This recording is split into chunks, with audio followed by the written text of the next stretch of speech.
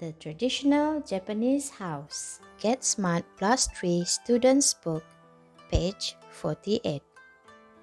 Today, we are going to read about the traditional Japanese house, and then we are going to discuss 4 questions, and finally, you need to record yourself reading the text. But before we begin, let's look at some of the words that we are going to find in our text today. The first word is garden. Garden. What can you see in a garden? You can see flowers, trees, birds, and butterflies. The next word is slippers. Slippers. We only wear these slippers in our house. We do not wear these slippers outside. The next word is cushion. Cushion. Cushions come in many colors and shapes. Do you have a cushion at home? Next, dining room. Dining room. The dining room is where you eat with your family. The next word is mat. Mat. You sit on a mat if you don't want to sit directly on the floor. The next word is wall.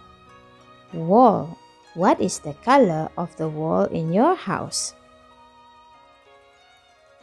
Now, let's read the text. First, I will read and you will listen, and then you will read along. Are you ready, boys and girls? This is a traditional Japanese house with a garden. This is a traditional Japanese house with a garden. People never wear shoes in Japanese houses. They wear slippers. People never wear shoes in Japanese houses. They wear slippers. There are a lot of paper doors in a Japanese house. There is one big room with mats on the floor and a low table. People sit on cushions. This room is the living room and the dining room too. There are a lot of paper doors in a Japanese house. There is one big room with mats on the floor and a low table. People sit on cushions.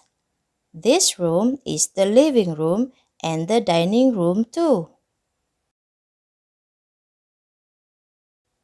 At night, this room becomes the bedroom. They put the table near the walls and make beds on the mats. At night, this room becomes the bedroom. They put the table near the walls and make beds on the mats. Now, let's look at these questions. Question number 1. What do people wear inside? Do they wear shoes, socks, or slippers? Question number 2. How many big rooms are there? 1, 2, or 3 rooms? Question number 3. Where do people sit? Do they sit on cushions, on chairs, or on beds? Question number 4. Where do people sleep? A. On the table, B. On the floor, or C. On mats? Do you know the answers to these questions? If you do, then congratulations. It means you understand the text. Now that you have listened to me reading, can you read on your own? Your task for today is record yourself reading, and send the recording to me.